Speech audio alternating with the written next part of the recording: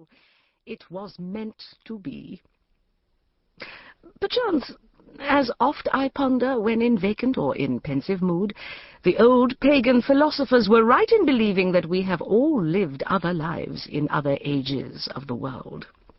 Perchance that encounter in the dusty halls of the old Bulak Museum was not our first meeting, for there was a compelling familiarity about those blazing sapphirine orbs, those steady lips and dented chin, though, to be sure, at the time it was hidden by a bushy beard, which I later persuaded Emerson to remove.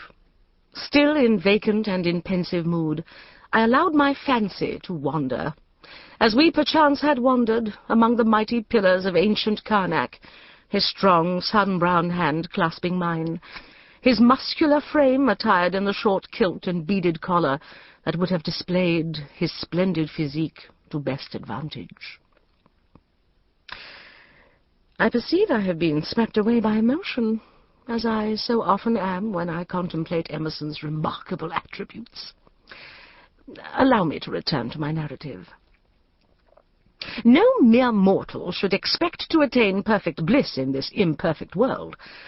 I am a rational individual. I did not expect it.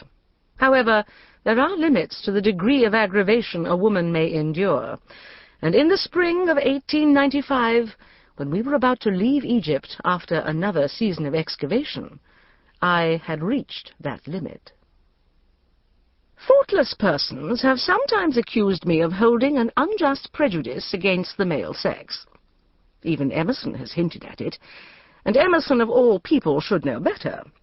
When I assert that most of the aggravation I have endured has been caused by members of that sex, it is not prejudice, but a simple statement of fact.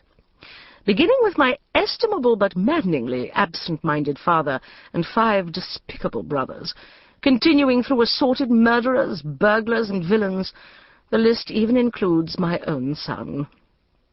In fact, if I kept a ledger, Walter Peabody Emerson, known to friends and foes alike as Ramses, would win the prize for the constancy and the degree of aggravation caused me.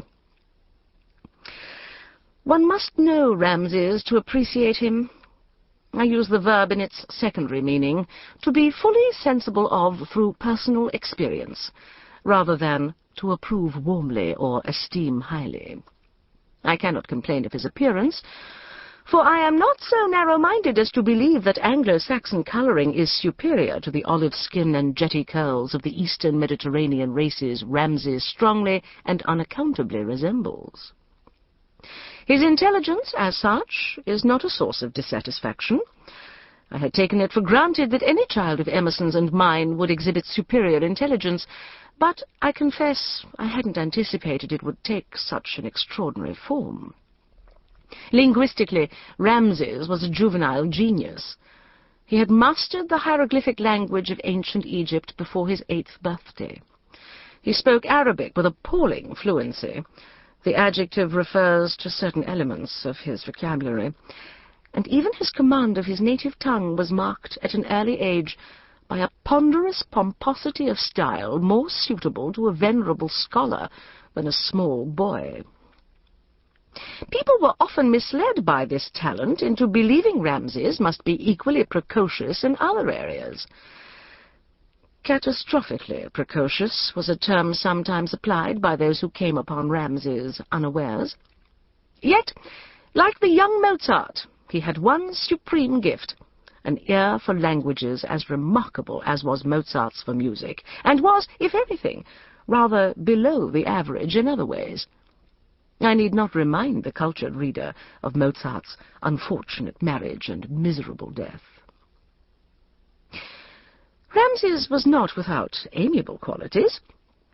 He was fond of animals, often to extremes, as when he took it upon himself to liberate caged birds or chained dogs from what he considered to be cruel and unusual punishment. He was always being nipped and scratched, once by a young lion, and the owners of the animals in question frequently objected to what they viewed as a form of burglary. As I was saying, Ramses had a few amiable qualities. He was completely free of class snobbery. In fact, the little wretch preferred to sit around the souk, exchanging vulgar stories with lower-class Egyptians, instead of playing nice games with little English girls and boys. He was much happier in bare feet and a ragged galabia than when wearing his nice black velvet suit with the lace collar. The amiable qualities of Ramses. He did not often disobey a direct command, providing, of course, that higher moral considerations did not take precedence, the definition being that of Ramses himself, and the order was couched in terms specific enough to allow no possible loophole through which Ramses could squirm. It would have required the talents of a Lord Chief Justice and a Director General of the Jesuit order to compose such a command. The amiable qualities of Ramses?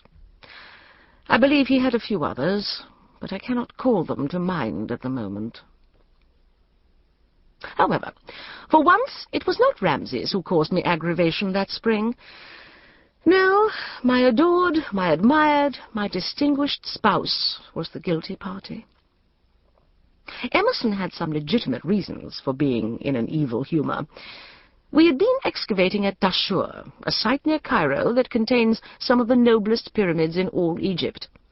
The firman, permit from the Department of Antiquities giving us permission to excavate, had not been easy to secure, for the director of the department, Monsieur de Morgan, had intended to keep the site for himself.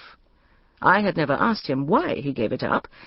Ramses was involved in some manner, and when Ramses was involved, I preferred not to inquire into details. Knowing my particular passion for pyramids, Emerson had been naively pleased at being able to provide them. He'd even given me a little pyramid of my very own to explore, one of the small subsidiary pyramids which were intended, as some believe, for the burials of the pharaoh's wives. Though I had greatly enjoyed exploring the dank, bat-infested passageways of the miniature monument, I had discovered absolutely nothing of interest, only an empty burial chamber and a few scraps of basketry. Our efforts to ascertain the cause of the sudden, inexplicable winds that occasionally swept through the passages of the bent pyramid had proved futile.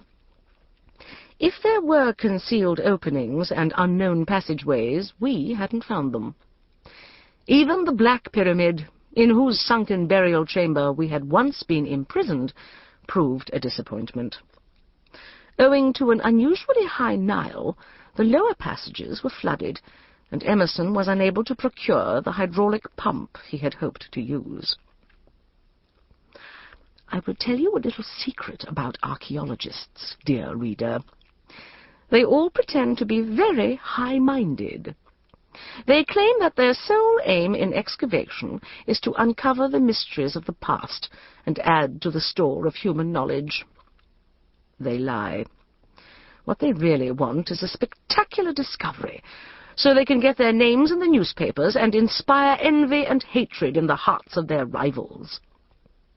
At Dashur, Monsieur de Morgan had attained his dream by discovering, how I refuse to ask, the jewels of a princess of the Middle Kingdom. The glamour of gold and precious stones casts a mystic spell. De Morgan's discovery, I do not and never will inquire how he made it, won him the fame he desired, including a fulsome article and a flattering engraving in the Illustrated London News. One so-called scholar who excelled at getting his name into print was Mr. Wallace Budge, the representative of the British Museum, who had supplied that institution with some of its finest exhibits. Everyone knew that Budge had acquired his prizes not from excavation, but from illegal antiquities dealings, and had smuggled them out of the country in direct contravention of the laws governing such exports. Emerson would have scorned to follow Budge's example, but he would have settled for a Stele like the one his chief rival Petrie had found the year before. The world of biblical scholarship was abuzz about it, for it contained the first and thus far the only mention in Egyptian records of the word Israel. This was a genuine scholarly achievement, and my dear Emerson would have sold his soul to the devil